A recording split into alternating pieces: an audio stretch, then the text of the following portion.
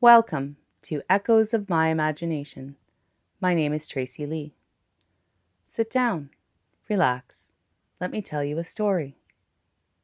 Today's story is called The Reader of Muriel Voss, where the clouds told stories before ink was ever born, and those who listened could rewrite fate with their breath.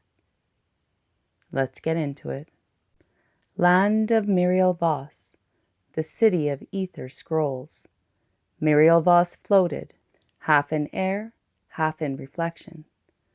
Built along the wind-cut plateaus of a forgotten continent, the city rested on sky bridges, featherstone towers, and anchors carved from meteor bone. Below it hung the mirrored lakes of Veyrun, which reflected the city with such clarity that even clouds could read their own shapes. Murielans were a people of watchers, observers of sky patterns, readers of ether emotion. They believed that clouds carried time and that reading the sky was reading one's soul in motion.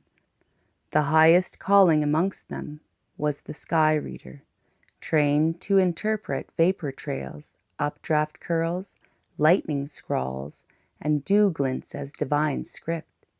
But there had not been a true sky reader in over a century, until a child was born to storm-swept silence. They called her Savira, meaning thread of the rising wind. She was born during a rare skyfold when 3 storm systems lay perfectly over Muriel's apex temple, forming a spiraling dome of cloud, lightning, and soft rain that hummed with low ringing tones. Her mother gave birth beneath this dome. No one witnessed it except a hawk who circled above with one feather burning blue.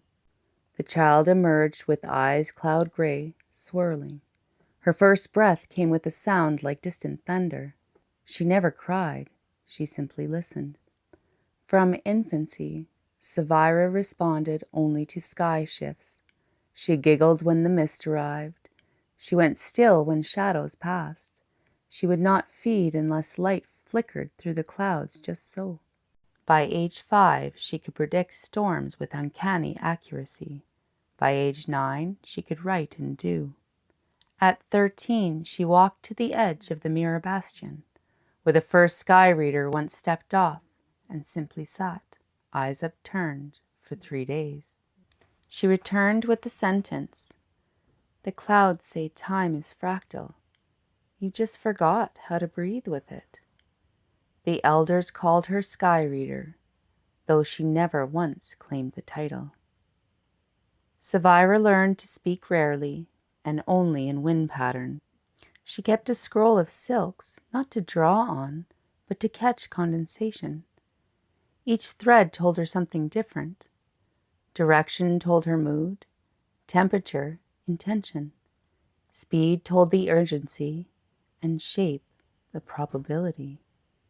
She believed clouds were soul maps of the living, that your inner conflicts made turbulence in the troposphere, that to read sky was to reflect the collective dreaming. People began coming from far beyond Muriel Voss to sit beneath her perch and ask for forecast of the soul. She never answered directly. She simply looked up. Sometimes she would hum. Sometimes she would write a shape in the air with her fingers. Sometimes a storm would arrive behind her and leave clarity in its wake. One year, the skies dimmed. A smoke veil drifted from distant volcanic lands, choking the clouds and hiding all pattern.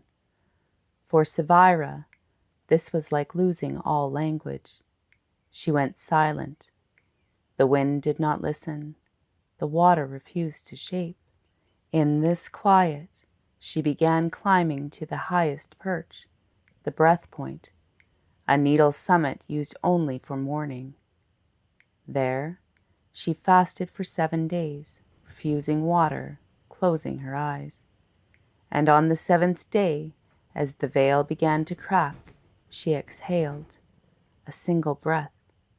The smoke split, the wind returned, and with it, new clouds. But now they swirled in mirrored spirals. Something had changed in the structure of the sky, and Savira whispered, "Now the sky writes in reflection." She was no longer just reading, she was co-writing.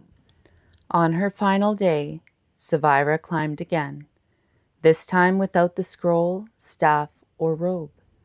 She stood at the top of the mirror bastion as a ring of lenticular clouds spiraled above. She spoke one word, anchor, and then she stepped off. Her body was never found, but in the lake's reflection, a second Savira appeared, smiling, writing in ripples. The city declared her ascended. The clouds have never returned to silence since. And that's it for today. Thanks for listening to Echoes of My Imagination.